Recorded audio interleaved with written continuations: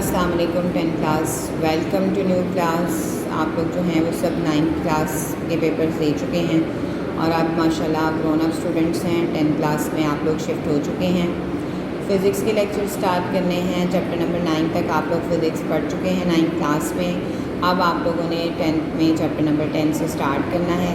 Simple harmonic motion का हमारा जो है वो फर्स्ट चैप्टर है, simple harmonic motion and wave से रिलेटेड। 10th क्लास में हर एक चैप्टर जो है पिछला वो दूसरे से इंटर रिलेटेड है, इसलिए आपको जो है वो चैप्टर्स जो हैं वो आपको बड़े कम्प्लीटली थॉरली स्टडी करने पड़ेंगे, जिसके बाद जो है वो आपको अगला चैप्टर समझ आएगा। अगर आप पिछला चैप्टर सही तरह नहीं पढ़ेंगे समझेंगे तो वो आप जो है वो आगे इसको नहीं पढ़ सकते। ठीक है, तो सबसे पहले जो है वो हमने सिंपल हार्मोनिक मोशन, जैसे कि चैप्टर का नाम है, वहीं से हमने स्टार्ट करना है। एग्ज़ाम में सिर्फ SHM भी लिखा हुआ आ सकता है, तो SHM stands for simple harmonic motion. ठीक है, तो इसमें सिर्फ इंट्रो है फर्स्ट पैराग्राफ में। In the following section we will discuss simple harmonic motion of different systems, motion of mass attached to a spring on a horizontal frictionless surface, the motion of a ball placed in a bowl and the motion of a bob attached to a string are example of SHM। Simple harmonic motion में आप 3 तरह के जो है वो cases की study करेंगे। एक केसेस आपका जो है वो mass attach with the spring है, दूसरा बॉल एंड बाउल सिस्टम है और तीसरा जो है वो आपका पेंडुलम है। ठीक है, तो आज हम जो है वो mass attached motion of mass attach to a spring पढ़ेंगे। इसमें जो है वो मैंने आपके सामने जो मेरे पास टॉपिक खुला हुआ है, मैं आपको हेडिंग जो है वो इसकी बताती जाऊंगी। ठीक है, one of the simplest type of oscillatory motion is that of horizontal mass spring. If the spring is stretched or compressed through a small displacement x from its mean position, it results a force on the mass. According to Hooke's law the force is directly proportional to the change in length of the spring.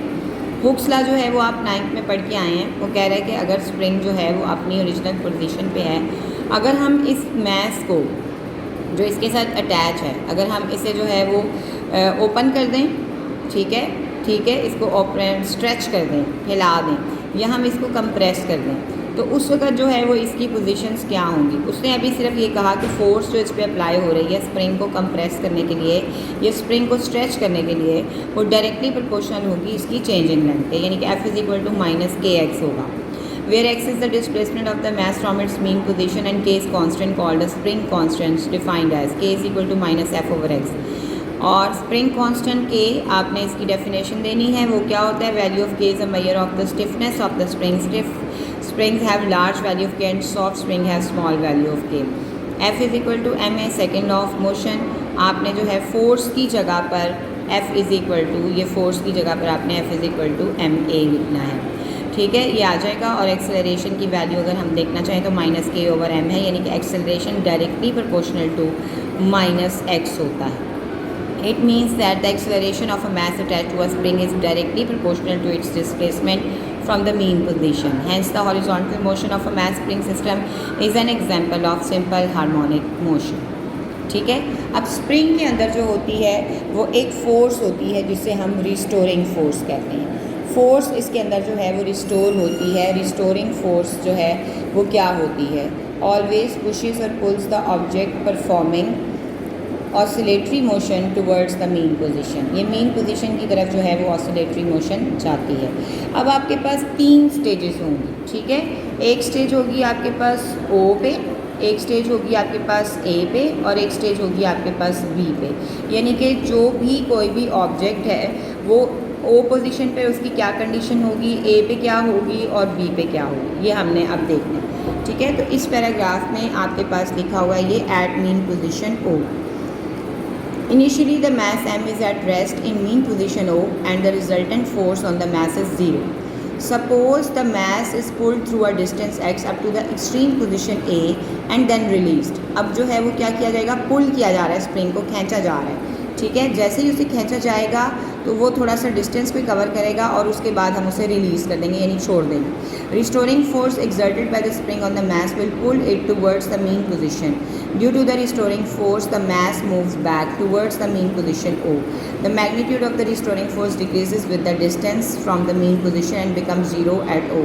However, the mass gains speed as it moves toward the mean position and its speed becomes maximum at O. Due to inertia, the mass does not stop at the mean position O but continues its motion and reaches the extreme position B. From position O to B. अब O to B की बात आएगी तो as the mass move from the mean position O to the extreme position B, the restoring force acting on it towards the mean position steadily increases in strength. The speed of the mass decreases as it moves towards the extreme position. The mass finally comes briefly to rest at the extreme position B. Ultimately, the mass returns to the mean position due to the restoring force. फिर आपने इसका conclusion लिखना है. Process is repeated. The mass continue to oscillate back and forth about the mean position. Such motion of a mass attached to a spring on a horizontal frictionless surface is known as simple harmonic motion. और time period का इसका formula है simple harmonic motion of a mass attached to a spring is given by the following equation T is equal to 2πm/k.